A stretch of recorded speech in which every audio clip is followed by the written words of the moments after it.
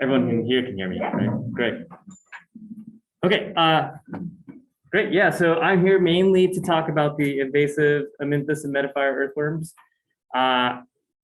Yes, but I'm happy to, we'll actually learn a lot about earthworms in general, because you know, to understand one earthworm, you usually have to understand all of them, just like insects. So who am I? I'm Justin Richardson. I am originally from Southern California. Uh-oh.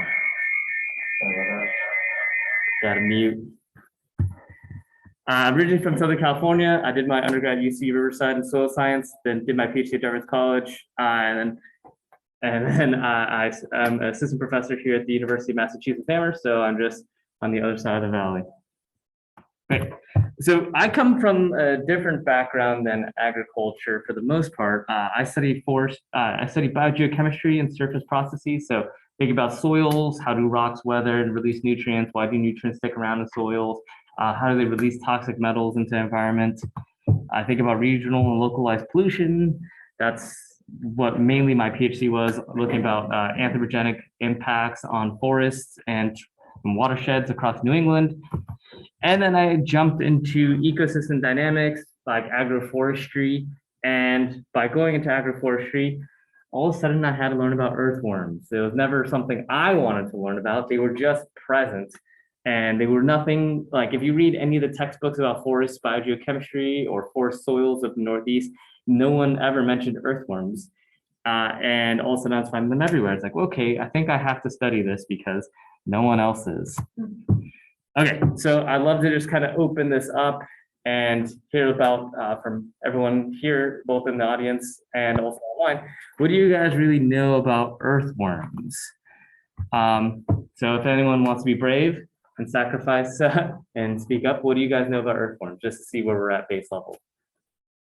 Oh, come on. Well, Yes.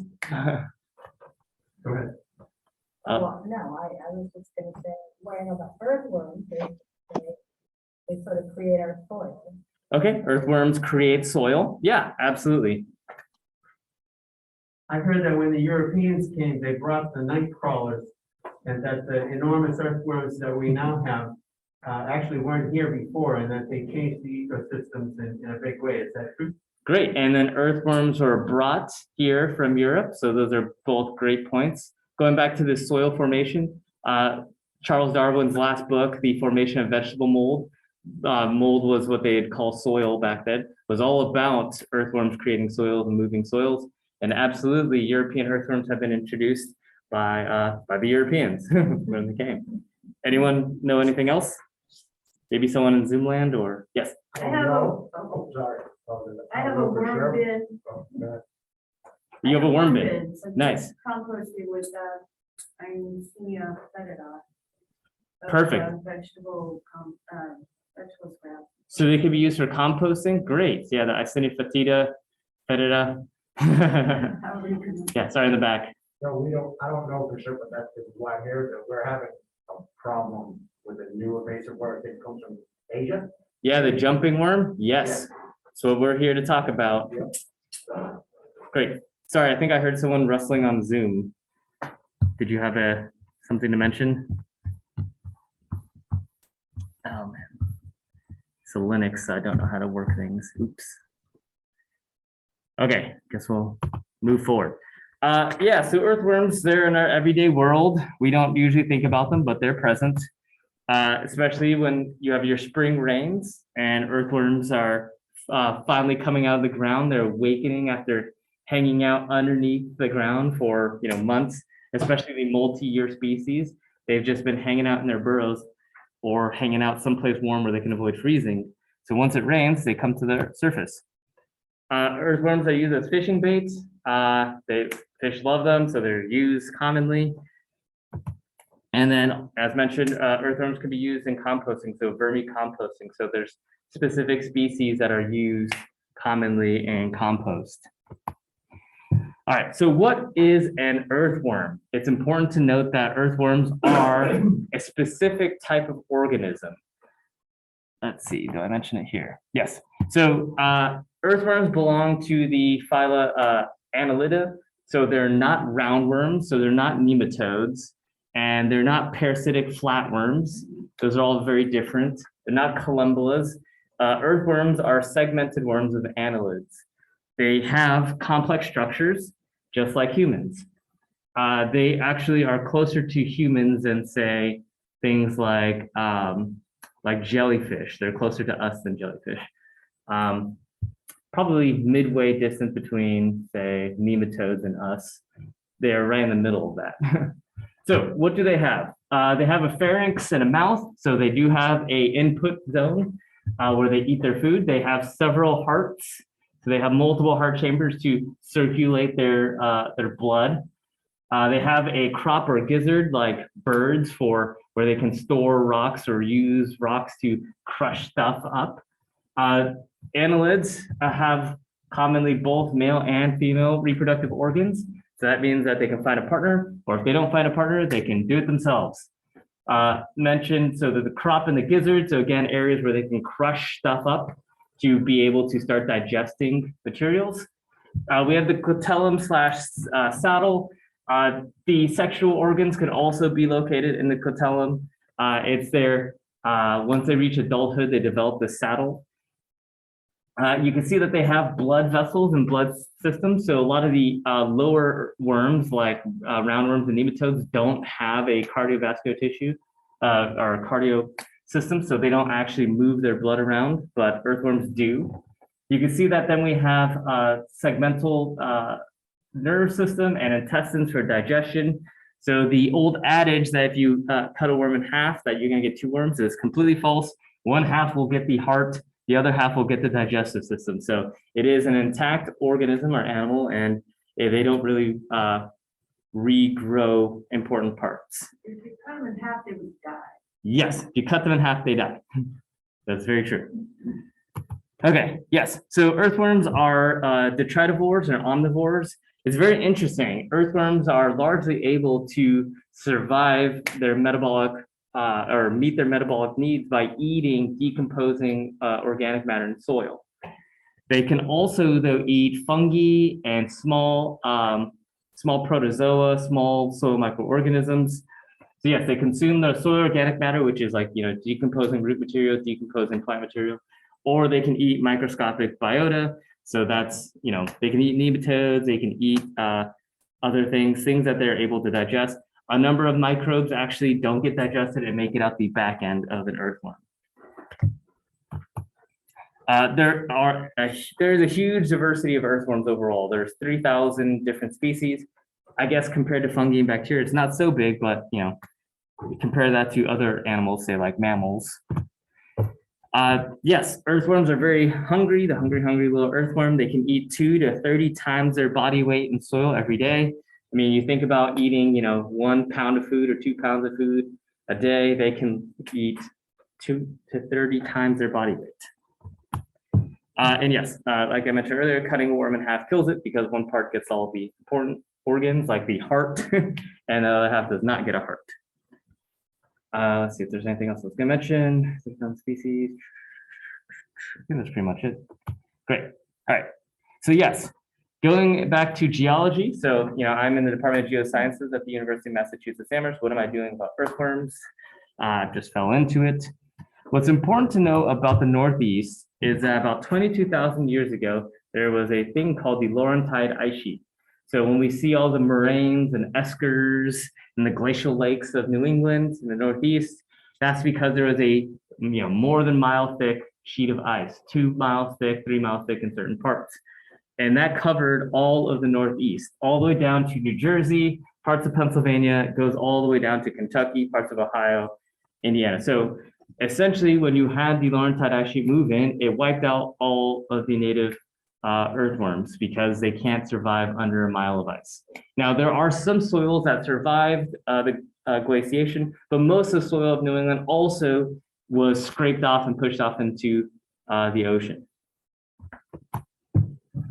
So earthworms that are native to North America are all pushed down past this Laurentide ice sheet. So you won't find native earthworms until you go really down to New Jersey and Pennsylvania, Kentucky, Missouri. That's where you find a lot of the native earthworms. But here in the Northeast, there were no native earthworms. There are no native earthworms right now because they were all wiped out. And, there's a nice study where they're assuming, okay, if birds pick up earthworms or if they just crawled toward wet areas or went downslope and upslope, how fast would they spread? There's an estimate of about 0.8 kilometers per 100 years.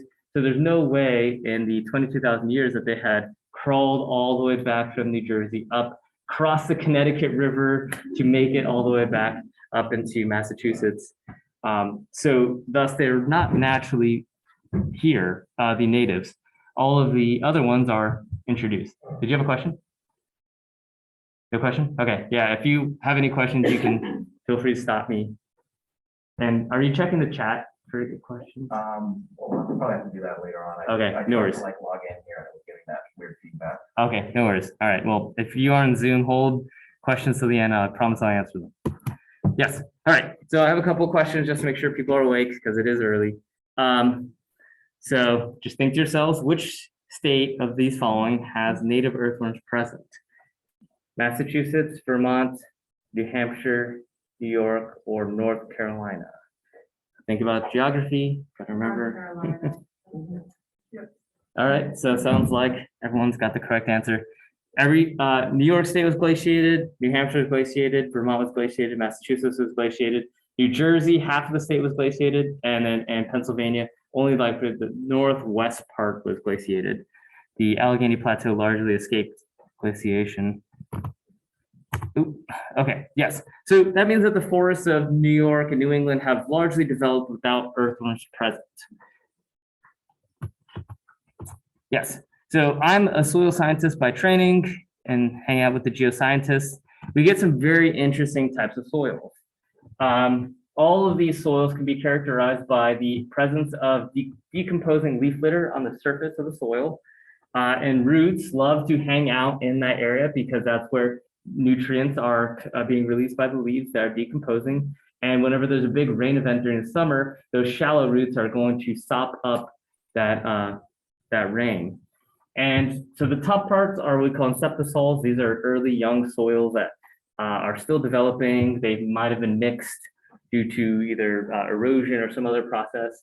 The bottom are these characteristic spotosols that you get in Vermont, New Hampshire, very beautiful soils. We get them out in the Berkshires as well. It's characterized by having this E horizon, which is very white. Looks like there's ash. So podzola is some part of the Russian for ash underground. They thought there's a giant fire that made ash, but it's really the development of the forest floor releasing organic acids that then leach the soil white. It's a very cool process that didn't really see in California. In any case, so the earthworms were brought here by Europeans. When they settled, they brought earthworms, partly on purpose and partly not on purpose. They use it in the ballast of their ships to help weigh it down.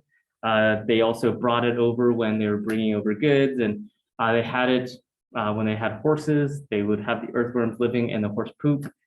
So they brought them over for better or worse. Sorry, do you have a question? Fill the ballast of the ship with pure earthworms. No, they brought soil. Yes, they were in the, yeah, they didn't use pure earthworms. They brought soil and the earthworms were living in the soil. So yes, it's the European earthworms have been here since, the 1500s. All right, so let's get into earthworms. What are these earthworms in terms of ecophysiology? So ecophysiology is a fancy word. Eco is, life or how it's behaving. And then physiology is their anatomical structures and how do they function. So essentially, how does their anatomy alter? How do they live in the environment? So if you are a big, strong earthworm, you can dig very deep. And if you're a little small earthworm, you can't really dig so deep. So you hang out toward the surface. So there's that interplay between their physiology and what they do in the environment. So there's 4 types of earthworms overall. We have the epigeic earthworms, which are small little earthworms. They hang out in litter and decomposing plant materials. They're pigmented, meaning that their skin has pigmentation. That's to help protect from ultraviolet rays because they're going to be hanging out near the surface. And ultraviolet rays can go through the litter layer And if you are an organism without pigmentation, then you're going to get sunburned. And sunburn causes cancer. So they've adapted that if you are not pigmented, you cannot really live near the surface. The small epigeic earthworms do not make burrows, so they just hang out in the top layer. Again, they're not very big and strong, so they can't really muscle their way through the soil. The next type of earthworm is we have the endogeic. Endo meaning under, geic is basically where they live in the earth, under earth. And essentially they live in the decomposing matter, so your A horizons. That's where, say, your plant roots are hanging out, especially for your annual crops. They're not going very deep. They are a topsoil dweller. They oftentimes have no pigmentation because they live their entire life beneath the ground, and they only come up when it rains. So they don't need that protection from ultraviolet light. And they're like a medium to small size. I would say more medium than small overall. We have a mix of the two, which is epiendogeic, meaning that they can live in the mineral soil, but they can eat the litter and live in litter layer if they want to. And then lastly, we have our big boys, the anisic earthworms, which are very large. They live in the soil, but they feed on litter. They make permanent burrows. They're oftentimes pigmented because they do come up to the surface, and they're a much larger size of earthworm. So that's like your, I'll show you some examples in a second. Nightcrawler. Exactly. So some examples. We're going to go through more of these types of earthworms at the end. But we have, say, anisic earthworms, the classic being the Canadian nightcrawler or nightcrawler lumbricus. This means worm in Latin. Terrestris means earth. So it's like the classic quintessential name, earthworm. They're commonly sold as fishing bait. They're just a large earthworm. They're pretty slow. And they're a soil dweller, and they feed on the litter. So they make these permanent burrows. They go out at night, find a leaf, and then they bring it into their burrow and they eat the leaf. Sometimes they actually use the leaves to decorate their burrows. They don't eat them, they just hang out in them. Our small epigeic earthworm, an example is Dendrobina octaedra. Also your Asinia fetida is an example of an epigeic earthworm. These, again, they live in the litter layer. They like to live with organics. They like to live in their food. They're great for vermicomposting because they can survive the very acidic conditions. They're very small, so like 2 inches. Yeah, and they're litter dweller and litter feeders. All right, and then we have endogeic earthworms. A classic example is everything from the Apractidae genus. These are sometimes called gray worm or pink worm. They're common in gardens and fields. You see them once it rains. You usually have to dig to find them. You won't find them hanging out the surface very often because, again, they lack that pigmentation. Their adult length is about 3 inches on average, but I would say something like 2 to 5 inches usually. And they're soil dwellers and soil feeders. Should probably mention these ages, like the Lumbricus terrestris, that can live several years. So 4 or 5 years, they can live in the soil. So that means that they dig deep down underneath the freezing zone of soils and then they survive. Epigeic earthworms, a lot of them are annual, so they will just live for 1 year and then they die. There are some that can live several years if they're able to find a nice nook and stay warm for the winter, but usually they freeze to death. So their eggs are what survive. Endogeic earthworms can live several years. They're living down in the ground, and once it gets colder in winter, they just burrow deeper. So that's why you'll find like large endogeic earthworms once it rains in the spring, is because they have survived the winter. Same thing with the Lumbricus terrestris. You'll find them coming up in spring because they've survived the winter. You won't really find the epigeics until later in the season because they hatch and they have to grow. Great. So earthworms, you know, they are soil engineers. They change the hydrology and where nutrients are. Here's an example of a Lumbricus terrestris.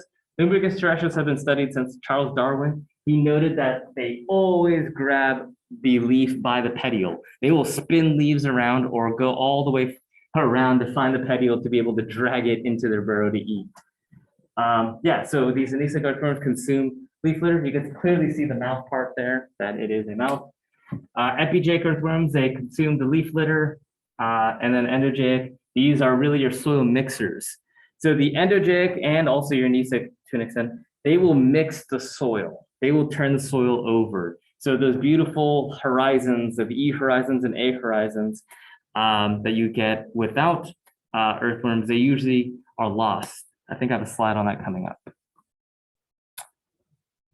Yeah, good. There's a great picture of it. So on the right, we have a typical soil, a forest soil in New England, and then on the left, we have what happens after it's invaded by European earthworms. Again, some of the key things are that you get smaller organic horizons because compared to the no earthworms, when you have earthworms, they eat all the leaf litter. So then you don't have the development of forest floor. Are they eating all the leaf litter or are they mixing it with the soil? Both, but it depends on which ones you have. If you have the anesic earthworms, they will eat the leaf before it has a chance to decompose. If you have the endogeics, they're going to be turning and mixing it in and eating it as it then breaks down once it's buried. Is there a question in the back? Oh, okay, cool. Yes, so if you have the anesic earthworms like Lumbricus terrestris or night crawlers, they make these big, deep vertical burrows. On this picture, where you'll find them, you can find evidence of their burrows, 3-4 feet down. Yes, you lose your distinct horizons once you have earthworms because they start mixing it. And then, yep, here's just a diagram of the soil.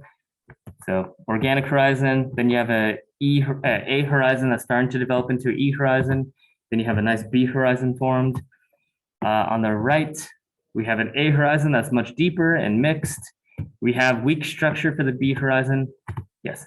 And then we have a C horizon at the very bottom. So we're losing the structure of the forest soil, which, in agricultural, if you're in agroforestry, that matters because that's very important for where you're going to germinate your next, your next, 100 years down the line, those trees, they're going to germinate in the organic horizon. If you're doing more traditional, conventional agriculture, then you probably don't care, but I'll get to things that you might care about. All right, yes. So here's me with a Lumbricus terrestris, and you find 20 centimeter long earthworms, so that's 10 inches at least, living in spodosols in the forest. So even acidic soils can be invaded by the European earthworms. So yeah, that's a Lumbricus terrestris, almost 20 centimeters long when relaxed, living in very acidic soil. That's at 3.8. So very acidic, but they're still able to invade. Yes, so eventually, there's actually an interesting feedback here, is that earthworms are going to eat the organic horizon. That is very important for creating organic acids. So if you eat the organic matter before it becomes organic acids, then that actually causes the soil pH to increase. I don't really mention it, but Lumbricus terrestris actually has a very special type of organ that they don't actually breathe out. They don't have lungs. So what do earthworms do to get rid of CO2 from their muscular tissue? They actually have a thing called a calciferous gland, where rather than breathing out air like we exhale, they actually will then release little rocks of calcium carbonate from their calciferous gland. So they really breathe out rocks. These earthworms are very, very cool like that. So that breathing out of small little nuggets of calcium carbonate actually also increases soil pH. So they really do change soil pH so that it becomes better for themselves. Talk about ecosystem engineering. Any questions on that? It's very interesting. Yes. Could you explain in a little more detail how the pH changes? Yeah. So there's one part where the decomposing organic matter, leaves, when they get exposed to water and microbes, they release organic acids. Those organic acids are acidic, and then they drop the pH down to low mid threes, like 3.5 is like the lowest you'll get really for organic acids. Now, that's a natural process. As soon as you introduce earthworms, they eat the leaves, they eat the organic matter. So then that organic matter doesn't have a chance to release organic acids. So then that increases the pH of the soil. But then also Lumbricus terrestris and earthworms of what's called the Lumbricidae family, they have these calciferous glands. They can be very strong or very weak, but it's a specialized organ. Instead of lungs, they breathe out calcium carbonate nodules. So they're essentially liming the soil by breathing because they breathe out CaCO3, calcium carbonate, rather than CO2 gas. Yeah. And the reason they're able to do that is that, when you're in the normal air, we're now at what, 420 parts per million CO2. Soil atmosphere has a concentration like 3,000 to 5,000 parts per million carbon dioxide. A lot of microbes are just in there, huffing and puffing. So then it's 5,000 parts per million. So because it's so high of CO2, they can't breathe it out like we do. So they have to precipitate out nodules of calcium carbonate. It's crazy. Okay, Where does all that soil CO2 come from? that's them All the eating. microbes. So microbes, fungi, they're all respiring, they're using oxygen and they're eating carbon and releasing carbon dioxide. And so are the earthworms. The earthworms are sitting in their burrows or crawling, slinking through the ground, breathing as well. But again, they don't have lungs, so they release these calcium carbonate nodules. So earthworms like Aprectidea, the gray worm, they are also part of the Lumbricidae family, but they have a very reduced calciferous gland. So they do it very small scale. The Lumbricus terrestris have very large, strongly expressed ones. So you can actually, in soil that have been really turned over by Lumbricus terrestris, you'll start seeing specks of calcium carbonate actually in the soil if the pH is high enough. Yeah, they change the soil. It's pretty cool. Okay. All right, so that's just the European earthworms. They've been here for 400 years. There's great examples of Wisconsin farmers noticing the change their forest soils through time.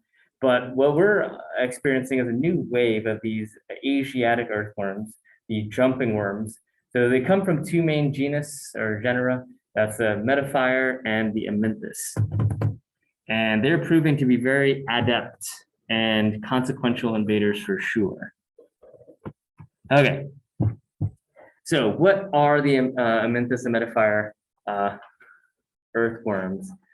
So they are very interesting. They have a high hydrostatic body pressure. So rather than being flaccid like a sock, they actually are turgid. So they're more like a garden hose in terms of, you'll get to feel them and see them. I have some here.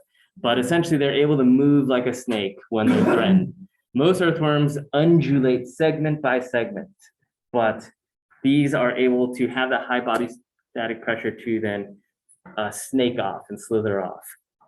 These are earthworms that are considered epiendozoic, meaning that they can live in mineral soil and eat mineral soil, but they can also live in the litter layer and eat litter. These are annuals.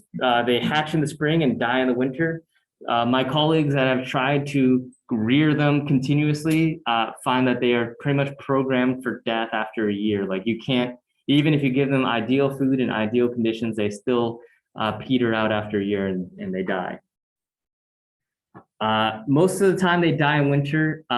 Every once in a while, if we have if you have an early warming in January and it never really gets cold enough, you can find some adults early in spring. And sometimes you have some that hatch in late fall as youngins and they're able to find someplace warm next to a greenhouse or something and they can live throughout the winter if they don't freeze solid. So, their death is really about freezing temperature, but their eggs can survive negative 20 Fahrenheit. So their eggs can survive pretty cool temperatures. Let's see. Yes. Again, they have the male and female sex organs, so they can find a partner or they don't find a partner and they just lay self-fertilized eggs. And they're prohibited in several states. I know New York State has prohibited them, but they were commonly sold as also fishing bait, even though they're terrible fishing bait. Once you put the hook in, they squirt out juices and then they deflate like a sock and they're not able to move. So they're pretty good. Yes.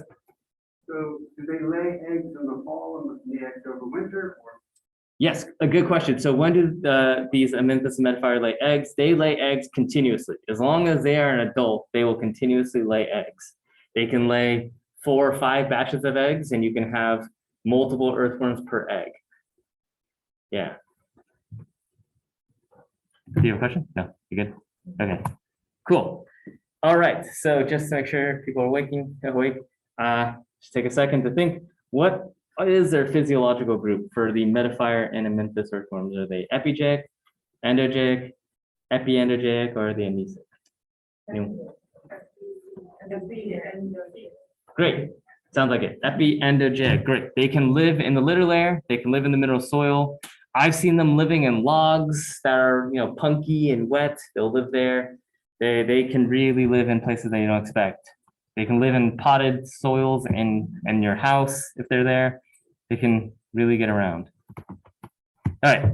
So this is a current map, or maybe it's a couple years back. Dr. Moore, coming out of Quebec, put together this project where they're looking at where they are. So together, the metaphire and amynthus earthworms, they're not part of the Lumbricidae family. They're part of the phoretomelids.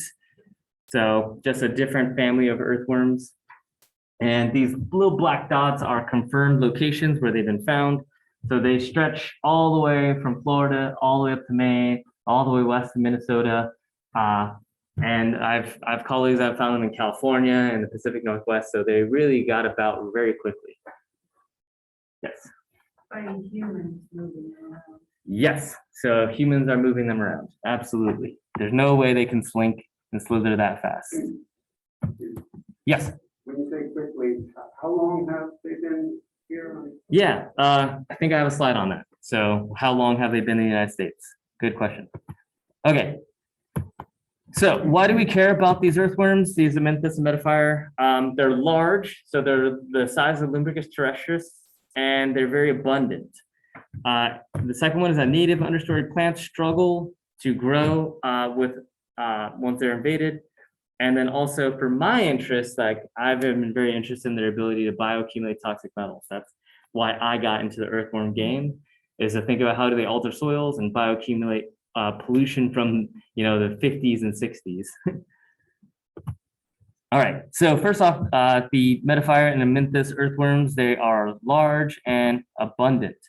So during my PhD work, I went to 9 sites and I sampled the soils, did a lot of this quantitative soil pit, where you dig a beautiful square soil pit straight down and you measure all the soil that's in there.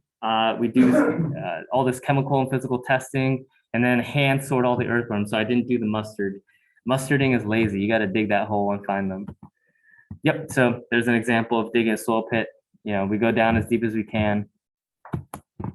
And yeah, we are finding them everywhere in rural places like Orford, New Hampshire, and more managed landscaped areas like the museum in Norwich, Vermont, and then also near water areas and where people do gardening or even fishing, we'd find them there. So yes, we're finding, at that point, we were mainly thinking we were dealing with one type of earthworm, but as I'll get into, that there's actually 3 types. There's the metaphire, and then there's 2 amynthus, Amynthus tokyonosis and Amynthus agressus, and then we have metaphire hilgendorfi. So this data is a little bit iffy, only because we have multiple species.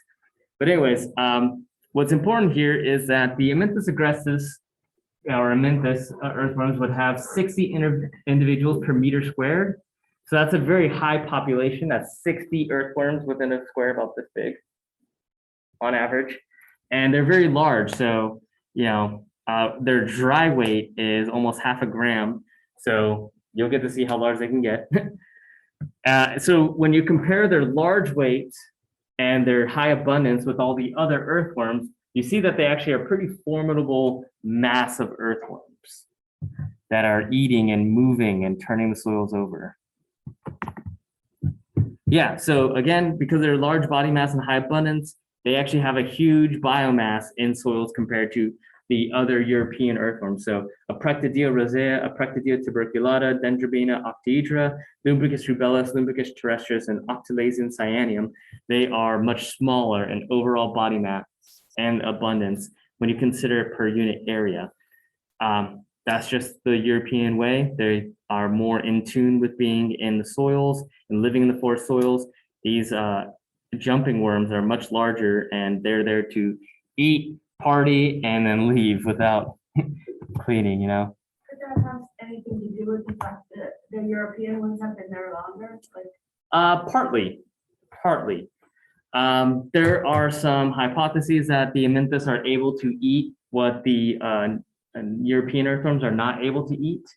And then also they're just far more voracious. So we have some data coming out of with my collaborator, Joseph Goritz at the University of Vermont, that essentially you can have a stable population of European earthworms. And then once you have the Amynthus agressus or Amynthus emetifier move in, they actually starve out the other earthworms, and you see this assemblage of earthworms crash, and then you only have the Amynthus. So either they are starving them out to death, or they are able to run away from the invaders. Yeah, because at a certain point, you only will find Amynthus. You will not find any European earthworms. Yesterday, I was trying to find some new specimens to bring to see if there's any funky ones in a kind of water, like a riparian area near my house. And all I found was Amynthus, could not find anything else. So it might have already hit that level where they just don't, the Europeans are just not able to hang out and survive. Okay, yes. And what state do you live in? I live in Massachusetts. I live in Springfield. Yeah, but I mean, they're here on the campus. They're all throughout the Pioneer Valley. You can find them very readily.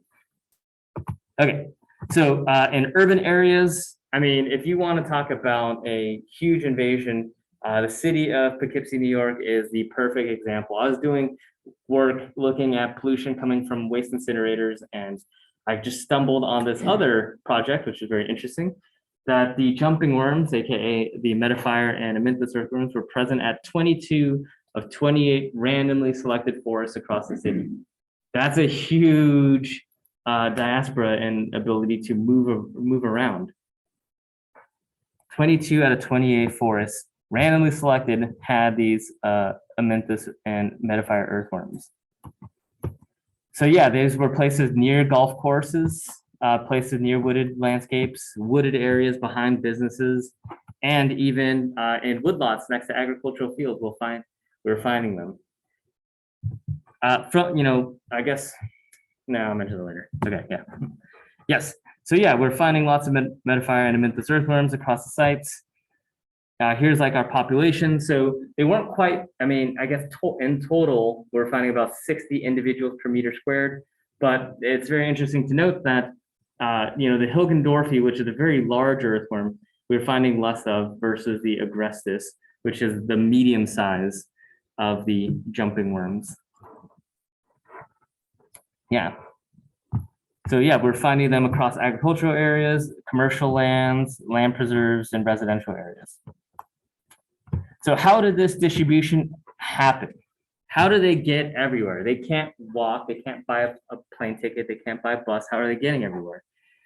Essentially, what we're hypothesizing, and we need to actually get money from the USDA to examine, is that we're pretty sure it's coming from landscaping and garden centers and compost sharing. So at garden centers, they have their compost. If they have earthworms in their compost, or at the main facility that supplies their, the young plants, then essentially they can be distributed that way. Landscaping, if it's they have a mulch pile that they use, or a compost pile that has these jumping worms within them, and they then go to their customers and they use the same pile everywhere, then they've moved their little eggs. So you don't have to move the adults, you simply have to move the eggs, and the eggs are rather small. The eggs are, I would say, about the size of a Tic Tac. I have some pictures of it, I think. Yes. And then once they get moved to a location, they can go both upslope and downslope. I was really originally thinking that they mainly just move downslope. They move downslope about 10 times faster, but they will still move up a slope. So it's not just following the moisture. Yeah. So yeah, large scale composting. There's a lot of questions about, is this obviously is beneficial, because that means that people are not putting their yard waste into the trash. But there's lots of things about bringing all these composted leaves together so that we can create a municipal resource that can be used, but then they are then able to then spread that way. So in New York State, they have some pretty good guidelines on preventing people from just throwing away. Here in Massachusetts, it's really on the town level of composting and collection and creation of like municipal composts. But essentially, the better thing is like if you can just keep them on your lawn, then that probably would be better, right? Rather than spreading it and moving it. Okay, so I really care about the Amynthus because of their impact on the forest. They eat the forest floor. By eating forest floor, then you lose the places for things to germinate. So beautiful things like the lady slippers are gone, trilliums and other plants that need that forest floor to be able to germinate and grow. So again, same concept. Once you have metafire and Amynthus jumping earthworms, they eat the organic horizon, they make a deep A horizon, and basically they change the chemistry of the soil. That's what they do. Yes, and they eat the forest floor. The forest floor is very important because it's low density. It's basically natural compost of the leaves that have been decomposing. Great movement for air, moisture, and they have a pretty high nutrient content. And they also have this acidity to help wake up seeds to germinate. So a lot of important roles of the forest floor that can't be, substituted by just a mineral soil if it's all eaten away by the earthworms. And then also the forest floor is an important seed bank and for corms and places for plants to grow. Yeah, so things like sugar maple seedlings, they need the forest floor, blue bead lilies, trilliums, trout lilies, those are all native plants that really need the forest floor. And once the earthworms move in, then we really lose these trillium. You don't see trout lilies or trilliums in forests that have been invaded by the jumping worms. And you don't really see the blue bead lilies. Lily of the Valley will survive, but blue bead lily will not. Yeah. So this is what your typical soil looks like once you have the jumping earthworms move in. So it has like this granular coffee ground texture, the little clumps. So you don't have a leaf litter layer or forest floor. This is something actually on the UMass campus that I took a picture of, just amazing that you've completely eaten away the forest floor. And then you have things like grasses able to start getting established where there was a forest floor, and you should have understory plants like lady slippers and things growing, and ferns. Question, yes? I've noticed that I have jumping worms in my yard, unfortunately, and I've noticed that it's been eating my grass as well. Like they can live in grass for sure. Okay. Yeah. Even without the forest floor. Yeah, so there's some anecdotal evidence that's like grassy things are not their favorites. Like they rather not live in grassy areas, but they can. I don't think you'll get the large populations like the 60 individuals per meter squared, but you will see them. Yeah, I see. Yeah, I have them in my yard as Yeah. well. They hang out there. Yep. Yeah, but there's some ideas, or some people have some data that like grasslands and places where you're growing like grasses like corn, that they don't really do well there, but that's a little bit hearsay. Yeah, need more data. So as a scientist, I'm like, yeah, I don't believe that. I need more data. Always need more data. So the Amynthus also are controlling nutrients and moisture. This is a study that I collaborated with Eddie Dobson during her PhD, is that there's really some winners and losers to this game. And unfortunately, it seems like the native plants are mainly the losers, and then the non-native plants are usually the winners. So in the uninvaded soils, we have what's called tight nutrient cycling and a healthy rooting zone, where the understory plants, like say Christmas fern, false Solomon seal, some other ones, they have their root system in the organic horizon, and then they have some root system in the A horizon. Very little make it actually into the B horizon. And there's this tight nutrient cycling where they're just taking up the nutrients that are being decomposed and released from the O horizon. Once you have earthworms come in, they eat the organic horizon, and you get this big buildup of exchangeable nutrients. And that's not what the native plants are used to. The native plants are used to kind of struggling a little bit, to say, they're actively trying to get the nutrients. And here, there's just a massive pileup of nutrients. So that is very beneficial for invasive plants, say like garlic mustard or other plants, because they're able to utilize all this rapidly mineralized nutrients while native plants are not able to just take it up excessively. So this really benefits exotic plants or invasive plants and really puts a dampening on native plants, their ability to grow. Yeah. Cool. I'll just skip this question. Sorry. So what is bioaccumulation? Bioaccumulation is just something I like to study. I guess most people don't care about bioaccumulation unless it's mercury in your fish, I guess. But bioaccumulation is very important to me in the terrestrial system. So bioaccumulation is when an organism has uptake of a compound and retains it within them. So essentially, if you eat, say, a metal that's not good for you, and then it leaves your body, then it's, you're not bioaccumulating it. What we really worry about are things like mercury, where you will eat it and it will be retained in your body. So mercury can pass through the blood-brain barrier and go into your brain. So, and it's gonna hang out with you. Lead, it gets into your bones, but it can also go into your brain. But you don't really bioaccumulate lead like mercury. So if an element is removed from an earthworm, AKA they release it, then they're not going to have what's called bioaccumulation. But if an element actively is retained in their tissues, then that's what we have as bioaccumulation. And bioaccumulation is very important because if anything eats the organism that's bioaccumulating, say a toxic metal or PCBs or something like that, then it gets transferred into that host, that new host organism. Yes. So the easiest way to determine bioaccumulation is measuring what's in the organism, say the earthworm, and what's in the soil. And if that number is bigger than 1, that means it's being bioaccumulated. If it's less than 1, that means it's being excreted out and it's not being bioaccumulated. Earthworms, they do have the capacity to release metals if it's something that's toxic for them, right? That's not good for any organism.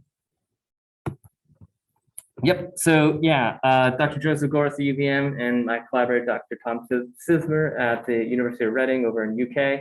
This is meta-analysis looking at 58 different studies. And we found that only certain metals are bioaccumulated consistently across earthworms. Things like cadmium and mercury, copper to an extent. Lead, not so much, only in a couple species. Uranium is not, antimony is not really, chromium is not really strongly, arsenic is not too strongly across the earthworm types. So really just cadmium, mercury, and copper are really the main ones that are bioaccumulated. Even lead gets excreted out of earthworms because it's toxic for them as well. So, what does this mean? That means that if you live in an area that has a bunch of cadmium in your soil or copper in your soil or mercury somehow in your soil, then you're going to have strong bioaccumulation of that metal, and then it could be passed on to anything eating that earthworm. If anyone wants these slides, or if you want to see my studies, I will be happy to send that out to everyone. My studies are all available on my website, and I'm happy to send these slides out. I think that we'll figure out a way, and this recording will also be live to watch. Great. So yes, earthworms can bioaccumulate toxic metals. So going back to this Poughkeepsie, New York study, we can see that things like cadmium are being bioaccumulated. No, those are concentrations, sorry. Here's our bioaccumulation. Yes, so we're getting toxic amounts of cadmium. Mercury wasn't measured in the study, but lead was in these urban areas. So basically, urban areas that have cadmium and lead in their soil can bioaccumulate, earthworms can bioaccumulate it, and it could potentially be toxic to birds, aka your ground foraging birds like thrushes and robins that like to pluck at the ground. But also if you have chickens and are in an urban area that has a bunch of lead in your soil, it's not good. Great, yes, so cadmium and lead was bioaccumulated by the earthworms.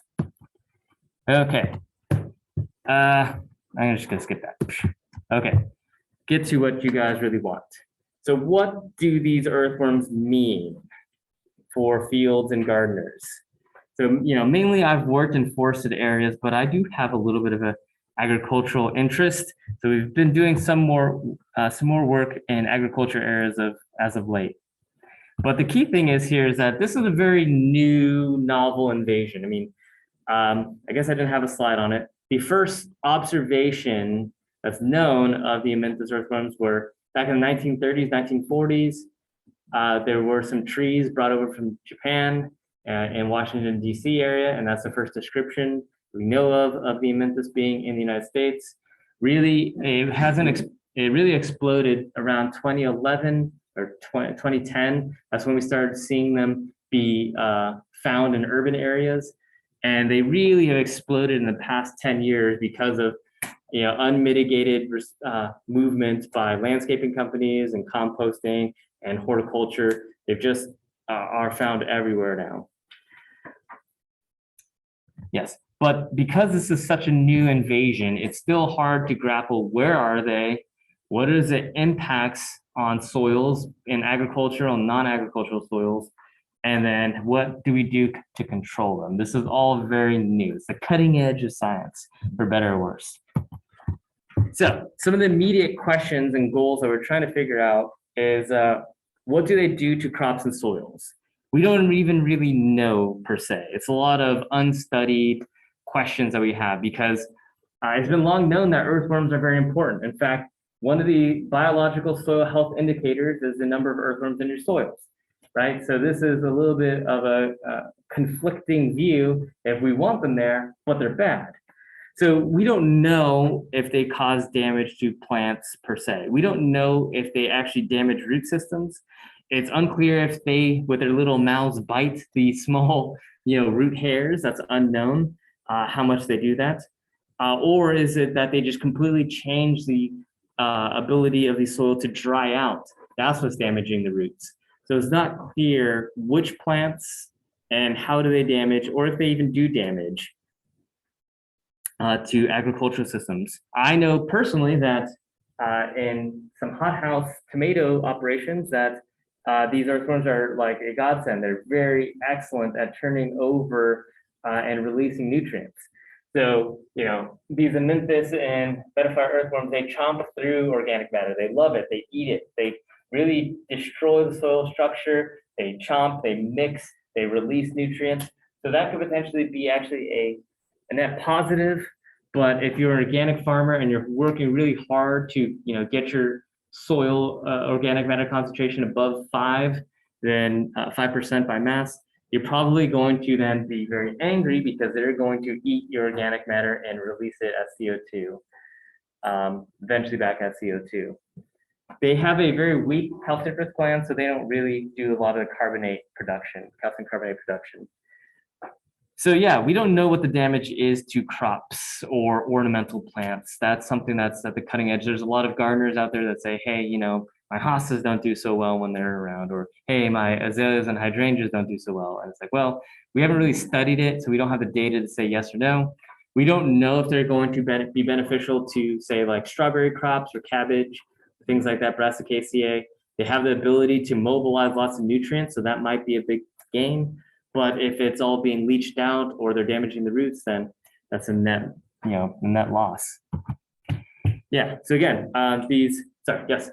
If they're destroying the structure, Yes. are there other things that are beneficial? So they live in the soil, so they are creating some pores. Yes, they create pores. Is there a balance there, or is the structure gone?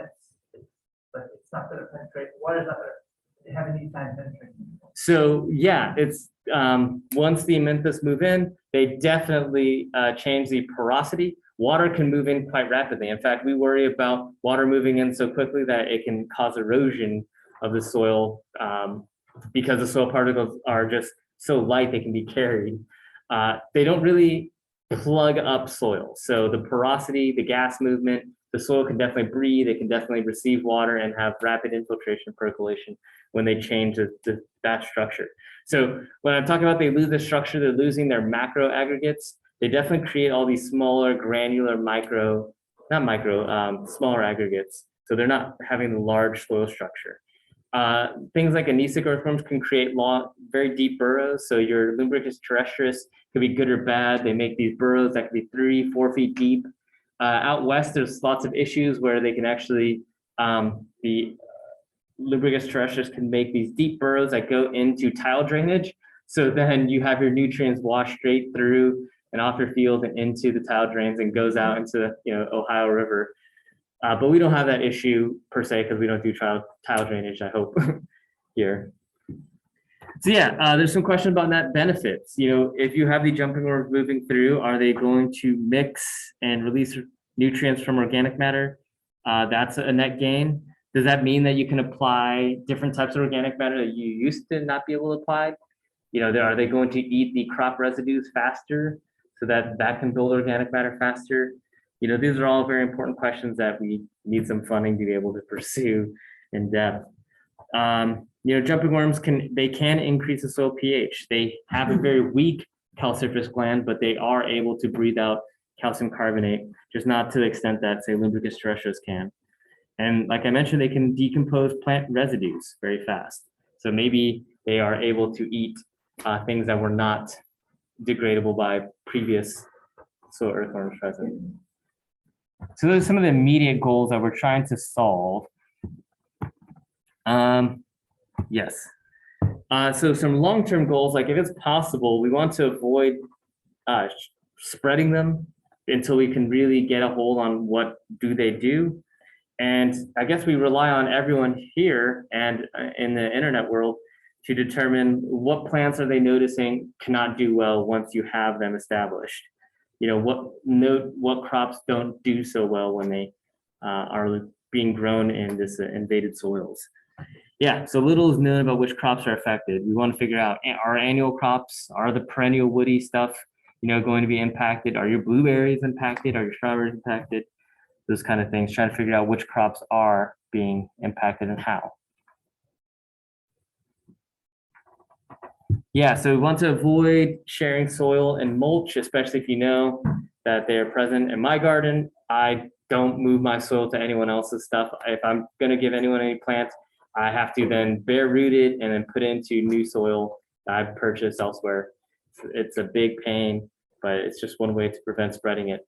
I bought some plants recently from kind of like, it weren't an official business, not a big business, but someone who does they grow kind of exotic plants. And sure enough, in the soil they gave me was some snake worms, or jumping worms. So, you never know where you're gonna get it from. Okay, so any questions before we get to worm wrangling? Yes. I have a situation on my land in Vermont. I have 2 gardens and a dirt road runs between them. I have found jumping worms south of the road, but not on the other side.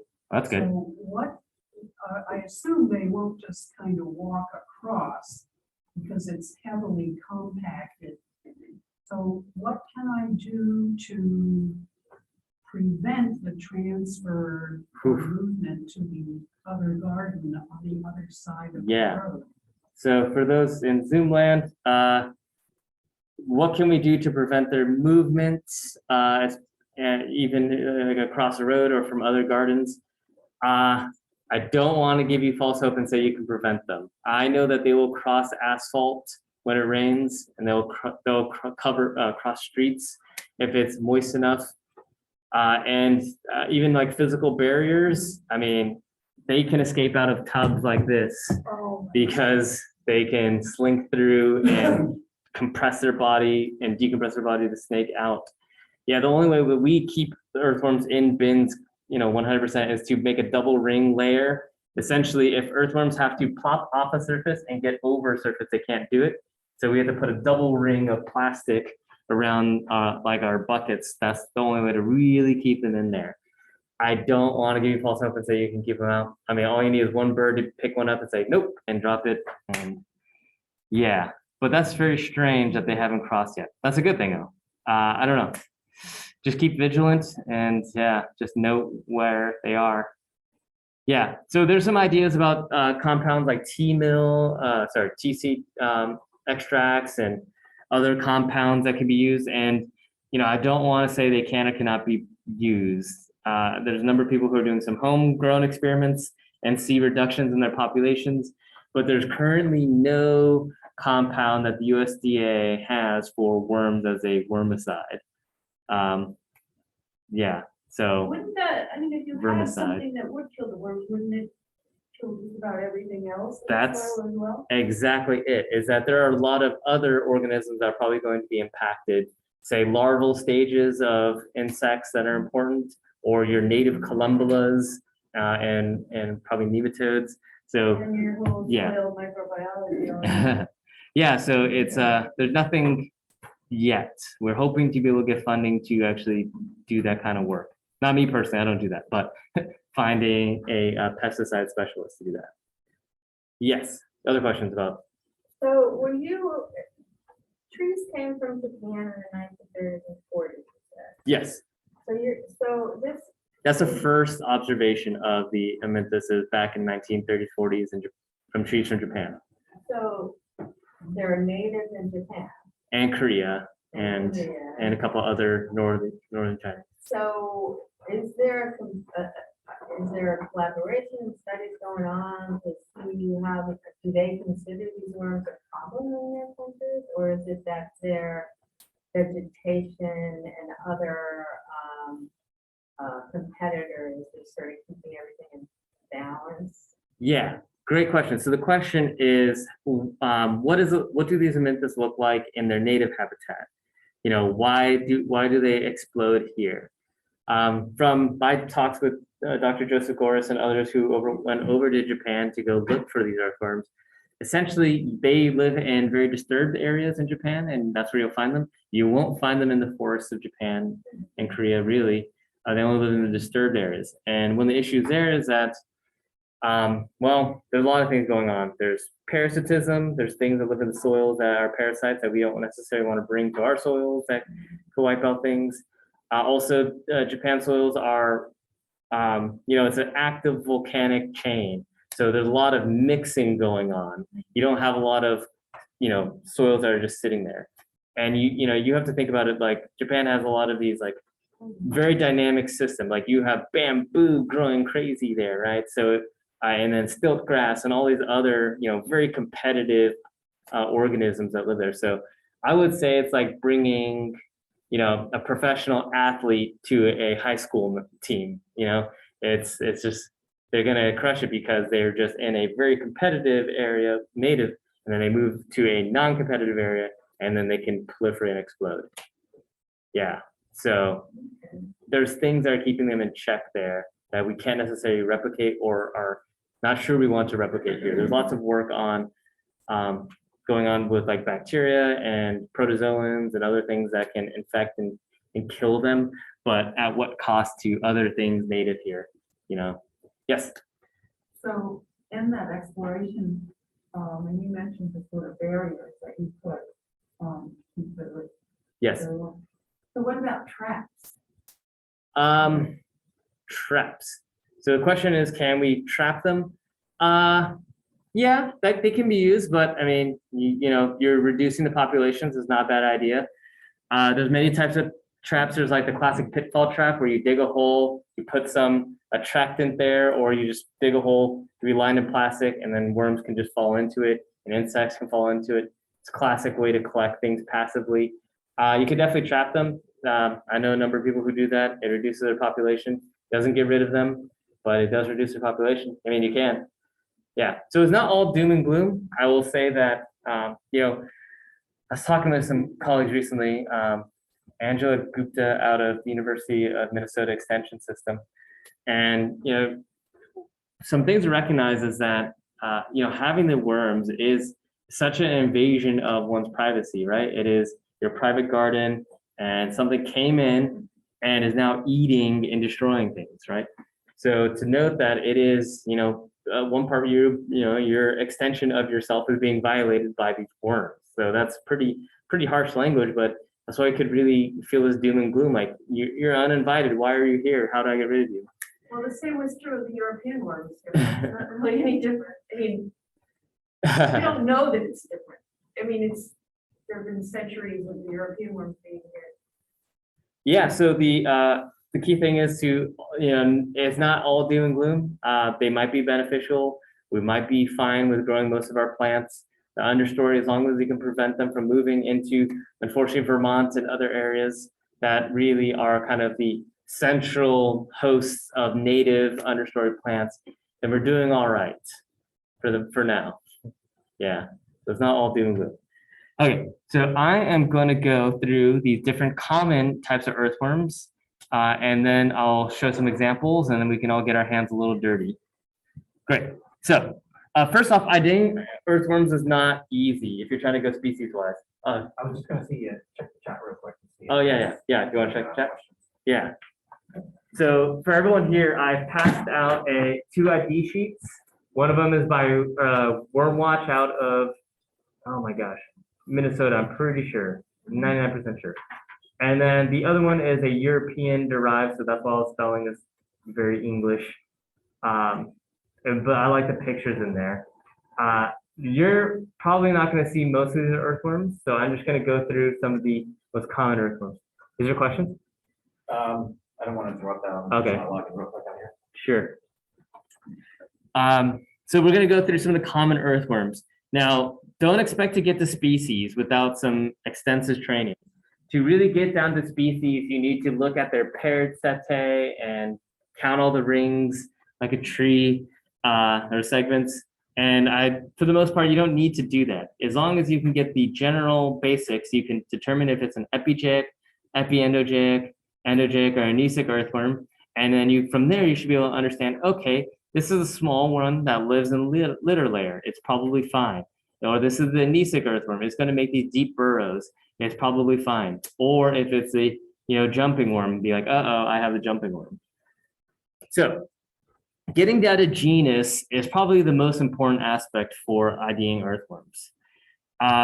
You can't really ID juvenile earthworms very well, especially down to species. You can get a general sense as the Worm Watch will try and give you a genus or species based upon juveniles, but if they don't have a saddle/clitellum, it's very difficult to identify what the heck they are. Okay, so the main pigmented earthworms you'll find in the Northeast are the following. Lumbricus terrestris. It's a large earthworm, 4 to 7 inches long. When you gently stroke it, it'll flatten its tail. It makes deep burrows, so it's a anesic earthworm, and it makes mitted mounds, and it has 30 to 32 segments from the head to the saddle. Another earthworm that we have, is it's a smaller the smaller cousin of the Lumbricus terrestris, which is Lumbricus rubellus. It's the red worm. I see it all the time. I put medium. It's a medium-sized earthworm, 2 to 5 inches. It also flattens its tail when it's stroked. It lives near the surface of the soil. It has 27 to 32 segments before the saddle, and it's an epiendogeic earthworm. Yeah, you'll see this. The last one that's pretty common is like our vermiculture earthworms or vermicomposting. It's Acina fetida, aka the red wiggler. My apologies if you speak Latin, because my Latin is not good. Medium, 3 to 5 inches commonly. It's got distinctive banding / tiger stripes. It needs to live in an acidic environment like compost. It has 24 to 26 segments before its saddle. And it's also, it's really more of an epigeic, but it can be considered epiendogeic. I would say more epigeic, honestly. Great. So the other earthworms that we might find are our jumping worms. So the Hilgendorfi, Metaphyra Hilgendorfi, is big, 4 to 7 inches of grossness. It's epiendogeic. We have the Amenthus, 3 to 6 inches of grossness, epiendogeic. And then we have the small form of the grossnesses, which is 1 to 5 inches smaller. That's the Amenthus tokyonosis. Now, to truly identify them, you need to figure out where the male gonopores are and their color and their location. So the size is usually sufficient. If it's small and it has a clitellum, tokyonosis. If it's a little bit larger, a little bit thicker, and has clitellum, probably the Amenthus.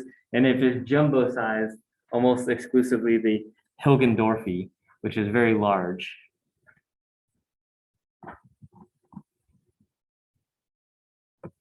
All right, and then the main unpigmented earthworms you'll find in the Northeast is the Apractidea rosea. So the pink worm, medium size, 3 to 5 inches. It's pinkish gray. It's got a pink nose.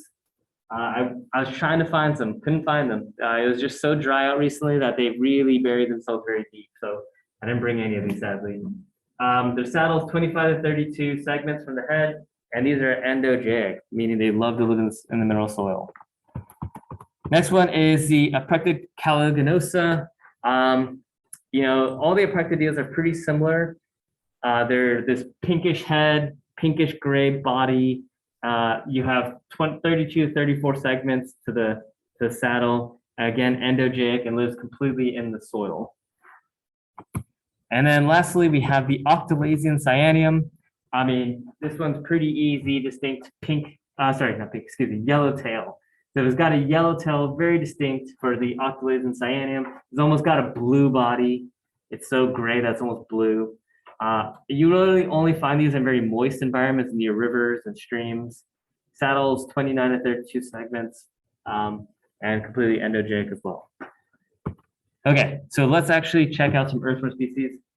Could you help me pass out some earthworms? You don't mind passing worms? Okay, yeah, so a bunch right there and then there. So yeah, just give them out. So these are what? That's the point. What are these? Oh, my goodness. You want us to try to figure out what they are? Yeah. Yeah. Sure.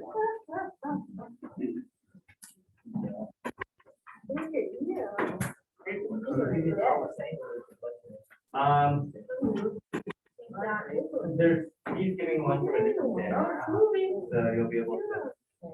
Yeah.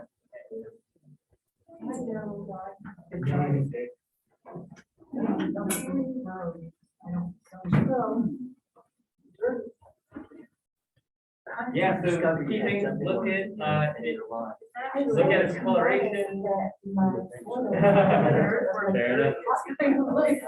There is no major virus, right? And then I had worms jumping as I was leaving. So we collected hundreds of them in a bucket, thinking that I was making some progress. And I let them, and then I talked to four of them, and they were like, make you feel good, but no, they're still there. I do have chickens, they won't go near them, they will not go near them. Thank you. Which I find fascinating.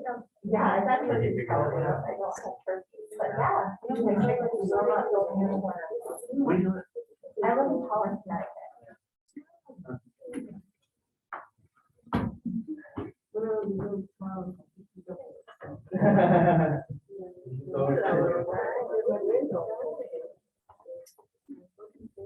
Yeah. So did you- I have no idea. I have my shirt. No worries. So, yes, it's a worm. One of the easiest ways to try and identify it is it's pretty large.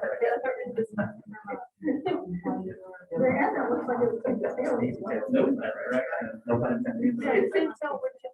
Which is this which? Well, I said,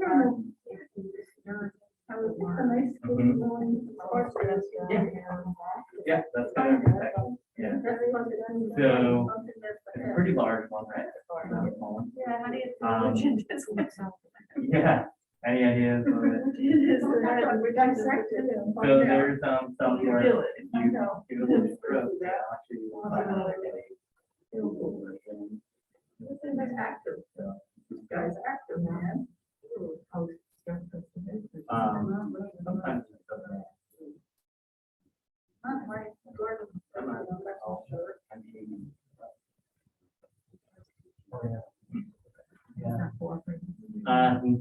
He did it twice, or they did it twice, then it's like, okay. Also, did you ever close out? It was very large work. Best refer to an It was earthworm. large. It's only a couple very large. They're all a day, huh? They're all a day. Well, I won't say good or bad to anything. Well, I guess there's definitely one that's not so great. All right, so first off, what's the most distinguishing about these worms? Are these pigmented or unpigmented? Great, so these are all pigmented earthworms. Sorry, let me, come on, slides, gotta function. Sorry for those at home, you're not touching these worms. So they're pigmented. So these are probably belonging to something here that's very pigmented. So again, size is very important and colors can help distinguish. Yeah, How do you tell which end is which? the head is it usually moves with its head. It's trying to figure out where to And go. that's the one that, if it rises up, that's the head. Yeah, and it's usually the darker end is usually the head. I've also found that. And pigmented, I mean, they all have a color. Yes. But pigmented tends to be more pinkish rather than. So if they weren't pigmented, they'd be gray. Okay. They'd be pretty gray and translucent, like you can see their innards inside of them if they're unpigmented. So did you only get one? Okay. So if they're brown or pink or something in between, that's a pigment. That's a pigment, exactly. Okay, so you're pigmented. I just picked out. There's multiple bins. Oh, I see. I'll put them back where they belong. So I have a red crawler, red crawler's only pigmented at the top, but that's the only part that comes out of the ground. Commonly, but they will come out their whole body will come out the ground. Good, so someone's saying that there's night crawlers. Can anyone confirm that there's a night crawler? Yeah. Oh, actually, sorry, you only got one of them. So there should be two worms going around. This one seems I to don't be want to, notified. I'm so sorry. No. They're pretty gross in the morning, right? Well, it's the jumping worms, I think that I feel like trauma from them. Yes. Those things are feisty. Yeah, so that's a big one. Seems like the main way that we can tell what a jumping worm is by the way they move. Yeah, That's how I feel. And if we stroke it. This one's definitely not. That's usually.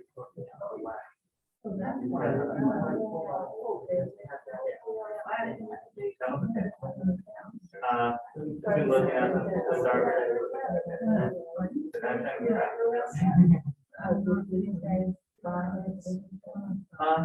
They're fine. They don't need to deep soil. The nice part is that you don't have to worry about getting sick. Okay, so you all have earthworms. Hopefully you all have both, but one of them, someone says is a nightcrawler. Can you guys confirm that one of them is a nightcrawler? Yeah. Yes, good. So one of them is a Lubricus terrestris. Charles Darwin would keep them and he put them on a piano and played different keys and did all these different experiments to see what they do. Yeah, so you guys are all being Charles Darwin right now by playing with the Lubricus terrestris. Sorry? Yes, it's a tail flat. So flat its tails. I guess these are a little bit too early in the morning, but definitely one or two of them I saw you guys getting them to flatten their tails, but eventually they're tired of it. They realize they're not going to eat it, so they're done. This is just curiosity, but do they dig their holes with their mouth, or do they dig, they're going backwards with that tail? No, they dig them with their mouth, but then they come out. They can go both directions. They can wiggle back and wiggle back, wiggle forward. And one of the big things is that when they turn them into a shovel, that actually helps anchor them into their tube or into their burrow, so you can't pull them out without ripping them in half. Yeah, so I've had that issue. Number of non-survivors. All right, how about the other worm? What does the other worm look like? It's pigmented, right? It's not gray. Good. So that's a big one. So we know it's not an endogeic worm. It's something that lives near the surface or goes to the surface. And any other distinctive things that we can tell about it? Does anyone need a magnifying glass? It's small. Magnifying glass? No. Yeah, so it's definitely smaller. So it's not too Lubricus terrestris. I'll tell you, it's one of these three. Yes, Is it, are they, crosswise? Or they're not lengthwise, are they? they're not lengthwise. They're crosswise, Yeah, okay. so, yeah, exactly. Right, number 3. Yeah, so the other one is a Asinia, so that's one that is used for composting. Yeah, so they have those distinctive stripes. So we know that it is not one of these lumbricus earthworms because it has those stripes. But we know it's one of these ones that live in the surface. And this is one that does really well in acidic environments and moist environments. This one I would say is more friend than foe because they can't really live in forests. It's too dry and not organic rich enough for them. Because they like to live in essentially like, decomposing cow manure and such. They need a really acidic, organic rich environment or they die. So this one is not going to go anywhere. If you put something in your worm bin that raises the pH, it would make it less friendly for them. Yes, that is true. If you put things that raise the pH into your vermicompost, they don't like it. They don't do well. They're not happy with zeolites in your worm. Oh, probably not. But they also don't like things like citrus, right, which are quite acidic. aren't they? I thought that. I they haven't liked- had a problem with citrus in my worm bins. I mean, some people say don't put citrus in worm bins, but I haven't. Oh, gosh. Well, you can already tell what that is. They're here. I also have a bumper crop of them every year. You can tell the jumping worms by how they move. That's insane. very distinctive.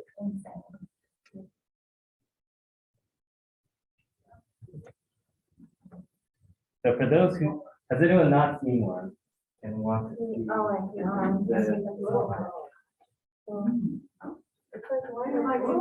bought a plant probably a month ago or so of sage and planted in my garden. It's the only thing I've really brought in from the outside.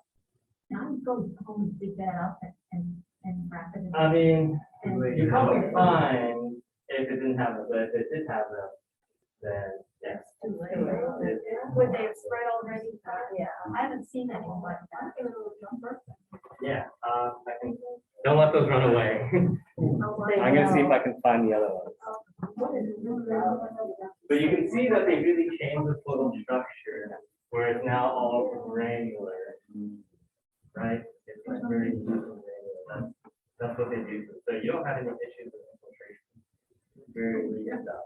Wow, they move like snakes. How long is it? 2 days? Yeah. Yeah, they're hungry. And I put like 8 of them in there and let's see how many. I'm trying to find, there's definitely one bigger one though. I thought I got one token Dorothy hanging out here. Did you put them in the equal soil to the other one? Sorry? Was the soil the same as those? other Slightly different. Oh, yeah. ones? It's escape. Here. Crawling on the carpet. It's supposed to be granulation. That's from the different, that's from the, Yeah. oh, the Icinia, yeah. Man, where did it go? I guess it might have escaped. That's unfortunate. Escaped at my house. I think it escaped at my house. Oops. Anyways, so some key things to note is that they're pigmented. They have a saddle that goes across their entire body that they, like a, what's it called? Tannish color around the entire body. And that's smaller species. Yeah, so this one's smaller. So note that it already has a saddle even though it's small, so this is probably, yeah. Do they all have that snake-like movement? They all these gunfire have that. snake-like movement. So what makes that a worm? It's not Well, it's not. It's not a worm, right? It doesn't It have doesn't have vertebrae. vertebrae, yeah. Yeah. See the, yeah, so, it's got a clitellum all the way around, it's, tan, it's an adult, so this one is already laying eggs already. So in some words, the clitellum does not extend around the whole. Yeah. Oh. So Is like, that a plus sign? They're not like you said. yeah, so if they don't have a clitellum, that's where their eggs really develop, and then you'll see them come out of the clitellum. So, yeah. Boy, that was a lot more active this year also. Yeah. Yeah. Oh, Yeah. yeah, I've seen quite a few of them. Yeah. So, yeah, this is what they look like. My These are arms small are ones. very friendly with each other, they're like curling around. Yeah, mine are doing the same thing, that's what. They're making big ones. So these are the smaller ones. These are, yeah. That's true. Yeah, so these jumping worms are either a small agrestis or a large tokenosis. Probably tokenosis, something of the sort. To really identify, you actually have to go and get a hammer and see if it has red gonopores, the male part. So were the metaflyers always white? No, that's actually, it's just flipped upside down, actually. So that's its belly. The metaflyers are about 2 times as white and much larger. They're like the diameter of like a Sharpie. Yeah, they're very gross and they look like a snake and I squeal when I see them. And like in horror. Very Isn't scary. that unscientific? So, there's only scientific people here use me. Yeah, by the way. Yeah, they freak me out. So, let's see, yeah, so that's 9:30. Is there any questions about these worms? If anyone wants any of these vermiculture worms, I'm happy to give you some to go home with if you'd like. Brought some bags. Jumping worms. Not the jumping worms. Right? The jumping worms I shall not mix up. But if we have jumping worms, they'll probably starve out earthworms. The jumping worms will probably starve out eventually your other earthworms. Okay. You'll see their populations drop. And you don't want them in your compost bin. The jumping worms, they will turn over your stuff. That's pretty, but if you have other earthworms, like for your vermicompost and they mix in, they will outcompete and eventually the other earthworms will starve to death and die. Yeah. Yeah. There's been thoughts about using them for vermicomposting, but I forget there's something about them that makes them not very good, besides being invasive. Some other aspect about it. I can't remember. The nice part about the vermicomposting, like the Icinias, is that once they go out of their acidic environment, they're toast. They don't do well in the forest. So we don't have to worry about them But aren't taking over. forests acidic soil? Yes, but it's not the acidity that they need. Like they need easy to eat foods, essentially. While like the forest is like a very more like lipidy, oil, grease type organic that the Amherst are able to eat. This softer, lighter compost still has a lot of easy, accessible carbon for them to eat. So they just don't do well. Yeah. You said all 3 species don't do well in the forest? All 3 species of the Amherst do really well in forest, but the Icinia, the vermicomposting worms, don't do well in forests. Yeah, it's just it's a different type of material. Yeah, as anyone who does vermicomposting can attest, like they can be very finicky. If you feed them the wrong stuff, they die in compost. Well, the main reason they die, in my experience, is that I don't feed them for a period of time. Oh yeah, Like they run out of food. yeah. See, and the But they get Amherst, reduced down to a tiny number, and then when I give them food again, they multiply again. yeah, yes, The composting worms, the red regular or the red worm? You have 2 like it before. yes. Good question. So it's the Icinia, this one with these stripes. That is a composting worm. That's what's in your thing. Yes, and some of you have, yeah. Cool. So I'm over time. I'm happy to linger around and answer any questions, but there's no magic bullets, unfortunately, for getting rid of the earthworms. Cool. Thank you. Thanks for coming. Yeah, thank you.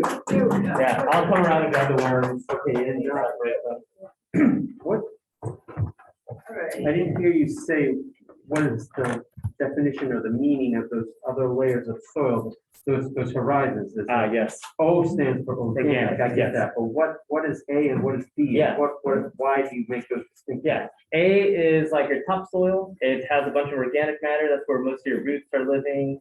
and is directly tied to the surface of the soil where you drill stuff. Your B horizon is stuff that's like leaching down. It's a different type of horizon. There's less roots. Is it more like Your crops are subsoil, moving. the yellowy stuff? Exactly, subsoil. Could be yellow, could be gray. Yeah, gray, okay. I know we're over time, just a bit, but I did want to answer some of the questions, from the people that Yes. were on Zoom. Yeah. I think I only have one more of these. So then you're armed with knowledge, or identify. So there's a few questions actually, Dr. Yes. So let's see. In your opinion, Oh my God, that's a lot. they are jumping holes? Yeah, absolutely. Oh, Okay. and you have actually all three species there. Oh, good. Oh, good. Yeah, That that's, was like a little 12 by Thank you so 12 much. section just raking the top. oh my God, that's horrible. All right. Yeah. good. Oh, there were two worms in there. Oh, there's two. Oh, thank you. So have you seen a lot of them? Yeah, I had this rosy Yeah, perfect. picture in my Thank you. imagination. I have such healthy soil. My worms are Yeah, so thank you. healthy that they don't.